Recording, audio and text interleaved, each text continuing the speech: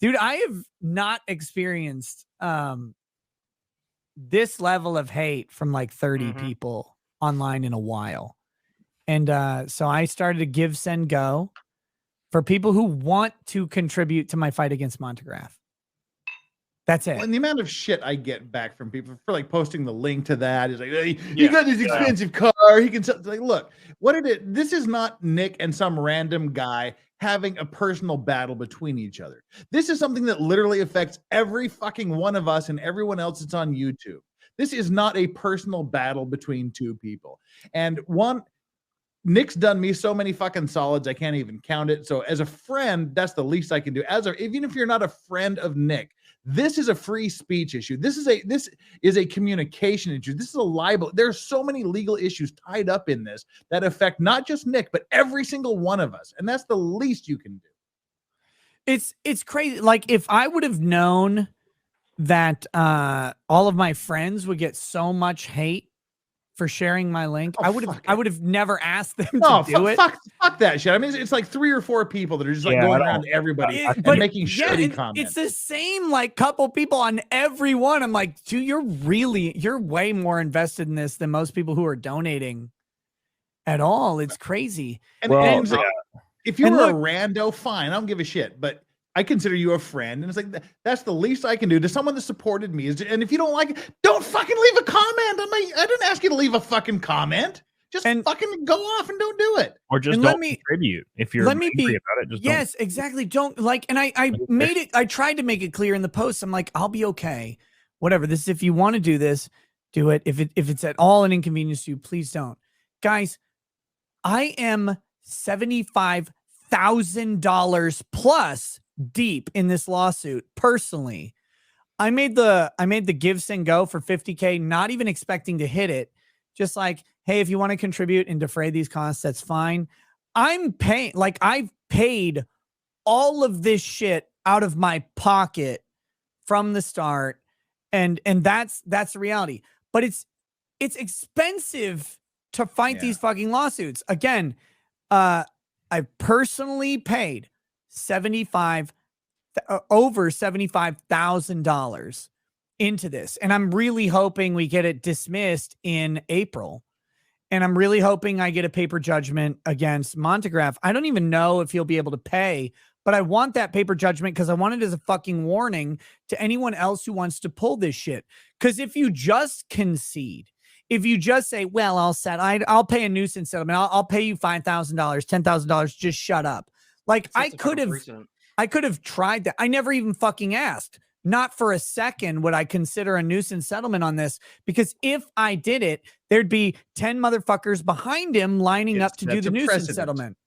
And they'd be doing it to not only me, but to all of my friends too. Anyone who says a crossword about anything, anyone online would be subject to the same nuisance settlement. So fuck that for one thing. But for two, if you don't want to contribute to my GoFundMe, please do not. I do not like, and I will never be mad at someone who says, I don't want to pay money to this guy. Like I've said a million times, the audience and YouTube, Rumble, whoever have all been so fucking kind to me. I am blessed beyond measure. Please do not, if it is any inconvenience to you, please do not donate. If you think it'd be funny, if you want to contribute to that fund, GiveSendGo /Recato Law. Great. And it helps me defray a percentage of the cost of the lawsuit. But I waited until I was significantly personally invested in this to ask for anybody to give me anything at all. And it's only because a lot of people said, hey, we really want to help out with this fight. And so I'm like, okay, fine. So I put it up there. If you don't want to donate, please don't. I would never want you to give me something you don't want to give. But I see it as this like alternative super chat that's very specific for this certain thing. Like, oh, I want to fight against Monty or whatever. And guys, I get these weird DMs from people all the time who are like, you're not taking your fight against Montegraph seriously, which blows my fucking mind because I'm the one writing the checks, right? Like I could have done this myself. I could have represented myself and been an asshole and like filmed it all or whatever. Probably would have been funnier. Probably would have been better for my channel if I did that. But I'm like, no, this is a real thing. I want to get a real outcome from it. So I hired Randazza. But like, I could have done that. That is my favorite chat that I've got. That is the favorite criticism. Well, if this is such a slam dunk case, well, why did he have to go and hire a high priced good lawyer? It's because he's got a high fucking price good lawyer. That's what you do, you fucking idiot. Yeah, someone in Law and Lumber, poor guy, because he has a little different crowd than mine. Yeah. And they're like, oh God, he's misogynistic. I'm like, well, I guess. But people are like, they're like, well, couldn't he represent himself? I'm like, ask any attorney on the planet if they should represent themselves, and they'll all tell you no. Like, yeah, you could do it. You could do the thing, but you should not do it. You should always, if you're able, to hire another attorney to do that. And if you're going to get a lawyer, why would you just don't do it? Yeah. And if you're going to get a lawyer, why would you get a shitty one? Yep. Yeah. No. And that's the whole thing. Like when I hired Randazza and he sent me the draft of the argument to apply the Colorado anti-SLAPP law, I'm like, holy fuck, I never in my life would have thought about a conflict of laws argument to apply Colorado anti-SLAPP and maybe get a judgment that says you don't get to forum shop, you're getting fucking anti-slapped under your own state. Because that's the thing. The reason Montegraph is filing in Minnesota. He's not filing in federal court anywhere. He's not filing in Colorado, which you could try to drag me into, because I've talked all the time about how I go to Colorado. I love Colorado. I would, all of that stuff. He could try. It might not be successful. He could have filed in any number of ways. He picked Minnesota very specific. He didn't pick my LLC in Texas, by the way, Ricada Media LLC. He did not pick that one because that one has an anti-SLAPP also. He could have filed in any number of jurisdictions. He chose to file in Minnesota because it doesn't have an anti-SLAPP. And I never would have considered, because I'm not an expert on defamation law. I'm not an expert on this First Amendment defense. I never would have considered applying a foreign state that they're residents of anti-SLAPP to the person under a conflict of laws.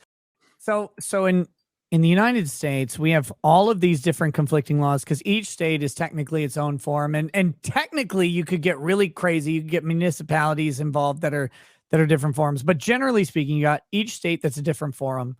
Mm-hmm. And you can sue someone in another state. And you can sue them federally under diversity jurisdiction, or you can sue them in whatever state may have jurisdiction over them, which in this case, Montegraph figures, well, Minnesota has jurisdiction over me because I live here, which is an obvious question. Colorado might or might not, but I want to avoid the argument of the Colorado thing, so I'll sue in Minnesota. That's a charitable view. The uncharitable view is I could sue Nick in several jurisdictions, including Minnesota, Colorado, maybe federal court in either Colorado or Minnesota, or Illinois, which I've been to more recently than Colorado, either one. Any of those places he could sue me under, but he chooses Minnesota because Minnesota is the one forum out of all of those, not just 3, Minnesota, Colorado, Illinois, but 5. The circuit courts or the district courts of Illinois and Colorado would also apply their procedural law. The only place that doesn't, as far as I know, is the 5th Circuit. The 5th Circuit doesn't apply an anti-SLAPP of the states in federal court, but every other federal court does. So he could have sued me in any of those jurisdictions. He picked the only one where there is no anti-SLAPP, and that's not a coincidence. And his request for $50,000 in damages is specifically not a coincidence, because if he asked for $75,001 or more, he would be subject to federal jurisdiction. He wanted to avoid that. His lawyer wanted to avoid that. It's fucking obvious, because you can't just say 75 grand. You have to say 50, because then I would have to argue that it's actually more than that in damages to try and get it removed to federal court and make it a huge fucking mess.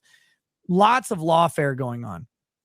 But the reality is he could have sued in any jurisdiction. He picked this one specifically. But there's this cool conflict of laws thing that says if the laws of one jurisdiction and another that both apply to the plaintiff are in conflict, then we get to go, wait a minute, the plaintiff is under the laws, in this case, of Colorado. And the laws of Colorado say you can't bring a frivolous lawsuit against someone over speech. You have to make some sort of prima facie showing over that. Minnesota doesn't say that because our anti-SLAPP was struck down because it was, like everything in Minnesota, it was too communist. It was too far of an anti-SLAPP. So we go, okay, Minnesota doesn't have one, Colorado does. Now we have a conflict of laws, and they're genuinely different laws. The Colorado law is way different than the Minnesota anti-SLAPP. And that's what makes the genuine conflict. And so then we go, okay, which law do we apply? And there's a couple different tests. And the one is the most significant relationship test. And then the common law test kind of follows that as well. My lawyers laid them out both fairly well. And it's amazing because I never, ever, ever would have thought about this. I don't practice this type of law, but Mark Randazza does in every state, in every jurisdiction. And so they have to know, how do we best represent our clients on First Amendment issues? Because it's the only thing we fucking do. That's why you hire a specialist. And the reality is, if I had just gotten it dismissed under Minnesota law, then I'm out maybe 20 grand, 25 grand. I don't know. And then I get a dismissal, and then anyone else can come and charge me 25 grand forever. If I win on Randazza's argument, I'm out significantly more than 25 grand. But I have a piece of paper that tells me that Montegraph, if he ever makes any money in his fucking miserable life, owes me all of it. And I can enforce that. And I can go to discovery against that. I can go after him constantly for the rest of his fucking life to enforce his judgment.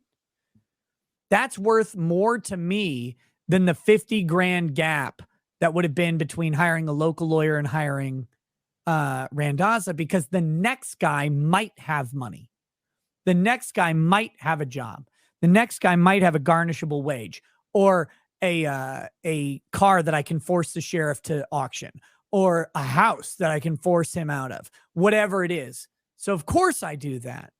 And I'm happy to pay for it. And all I did was merely ask a couple people, if you're able, and you want to throw a couple bucks towards it, do it. And they're like, "Wah! How dare he?" It's like, okay, well, that's fine. Like, don't pay them. Yeah, but yeah, dude. That's just short-sighted idiot people. Jessica Reloaded says, these Hey, people going around and complaining about your GiveSendGo are faggots. I fully agree. Hey, Jess. I fully agree. But you know what? They get to complain about it, though, of course. Yep. That doesn't make them any less weird. Yeah, but when they comment on my videos, I'm just going to tell them to fuck off. It's so weird. I have personally given well over, I haven't tallied it up, but well over 25,000 to crowdfunders and give GoFundMe's or whatever, like forever. Like that's what I'm happy to promote people's GoFundMe's, GiveSendGo's, whatever.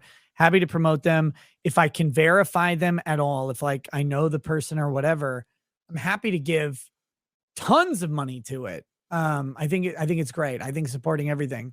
And people are like, "Oh my God, how dare he do a GiveSendGo?" It's like, I clearly believe in these things. I believe in crowdfunding fights because most people cannot afford the fight. And it's such a silly thing. I don't know. But it doesn't matter to me that, like, people can bitch about it all they want. It doesn't change the fact that so many people have already given, and they're fantastic. Thank you so much. We're actually over $10,000 tonight. Hell We're yeah. $10,001 as of right now. So thank you all for contributing to that. I really appreciate it. It's huge. Hell yeah. All of those dollars will go to one of two things: defraying the cost of the lawsuit, or naked pictures of me on Instagram.